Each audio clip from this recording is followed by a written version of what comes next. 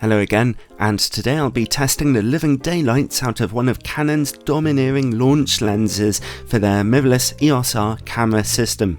Forget launching with a nice little affordable 50mm lens, they went straight in with this monster, the RF 50mm f1.2 L USM, costing $2,300 or about £2,200 here in the UK.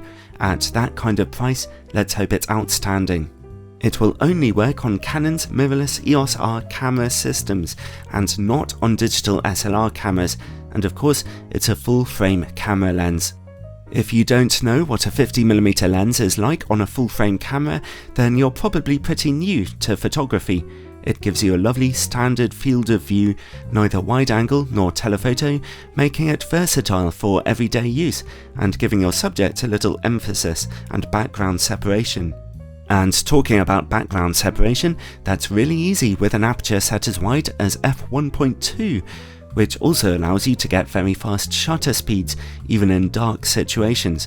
f1.2 is indeed an extremely bright maximum aperture, but bear in mind it's only about 33% brighter than f1.4, which isn't that much of a difference.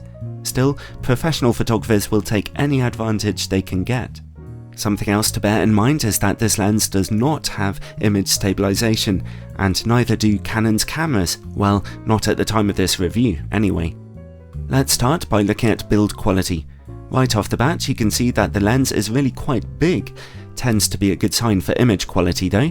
The feel of this lens is solid, but a little bit plasticky. Sadly, gone are the days of metallic Canon L lenses, and the plastic on this lens doesn't even feel that high quality, really. Part of Canon's decision there would have been to keep weight down a little, as the lens already weighs about 1 kilogram as it is. It is based on a metal lens mount though, with a weather sealing gasket around the edge. The focus ring takes up a large part of the lens body, it's rubberized and turns quite smoothly.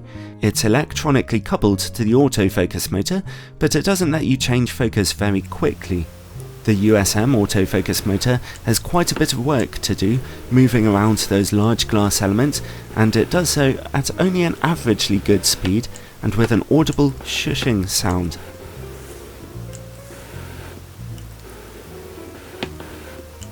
The autofocus motor worked pretty well with Canon's eye autofocus on my Canon EOS R camera, although I did find it missing just once or twice.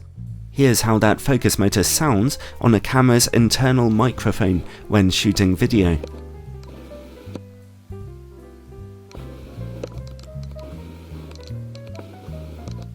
So more shushing and a little clicking as the focus micro adjusts. That autofocus motor is more than quiet enough for normal shooting, but video makers will definitely want to invest in a microphone that's completely away from the camera. Video makers should also be aware that this lens shows quite some focus breathing, clearly zooming in as you focus closer to your subject.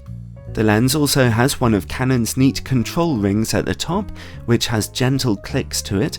You can customize it on your camera to perform various different actions. The lens has a 77mm filter thread and comes with a lovely deep hood, although fully plastic and not flocked on the inside.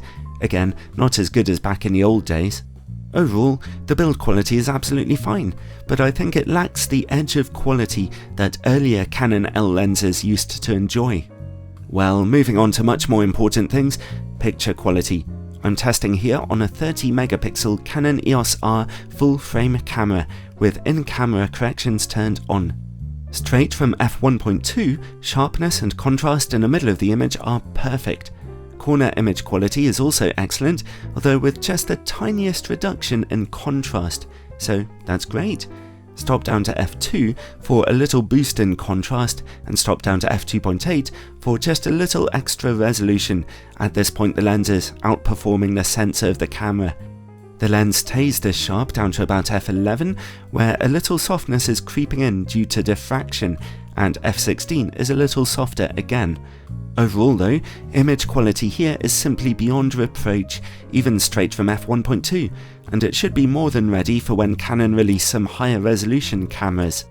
Alright, now let's look at distortion and vignetting. If you turn off your camera's automatic corrections, you'll spot just a whisker of barrel distortion, but it really is pretty negligible. At f1.2, vignetting is very strong. Stop down to f2 and illumination is far more even though, and at f2.8 and f4, vignetting in the corners is pretty much gone. Average performance for vignetting there, very good performance for distortion. The lens can focus as closely as about 40 cm to your subject, just a little closer than usual for a 50mm lens. Here you can see some great close-up sharpness even at f1.2, and stop down to f2 for just a tiny bit more contrast. Here's one close-up picture I took at f1.2, which I was particularly pleased with, although it wasn't easy to get. Let's see now how the lens works against bright lights. Well, it's throwing up a bit more flaring than average really, but contrast remains quite strong and the flaring is fairly transparent. Some might even say it's really quite attractive, although of course it does remain a technical problem. When you're shooting in the dark, chroma smearing on bright lights can sometimes be an issue too. Here are the image corners at f1.2 and you can see that chroma smearing is actually pretty bad, unfortunately. Stop down to f2 and it's greatly tamed, and it's gone at f2.8. In this picture you can also see the lens is fairly impressive 10-point sun stars when that aperture is topped down. Next, bokeh. In all my test pictures I consistently saw very attractive out of focus backgrounds. I found that the bokeh always looks beautifully smooth with no harsh outlining at any point. Nice. And finally, related to bokeh is longitudinal chromatic aberration. Here we can see some at f1.2 with slightly green bokeh highlights beyond the plane of focus and pink before. It's actually rather less than average though, and stop down to f2 to see it virtually gone. So overall, in most ways this lens's optics blew me away. The resolution and contrast, the beautiful bokeh, the minimal distortion, the low longitudinal chromatic aberration, they all contribute to bring you some pretty stunning pictures really. For the rather huge amount of money you're paying, I think the lens is worth it for its optics. Not so much for the build quality though, which could have done with a little less plastic, and its focus system is fine, but not quite worth £2,000 if you ask me. I would love it if the build quality was as spectacular as the lens's optics, but then again, when you see the end results out of your camera, even the most demanding photographers won't particularly care because it's one of the best 50mm lenses I've ever tested, so despite its high price, it has to come highly recommended.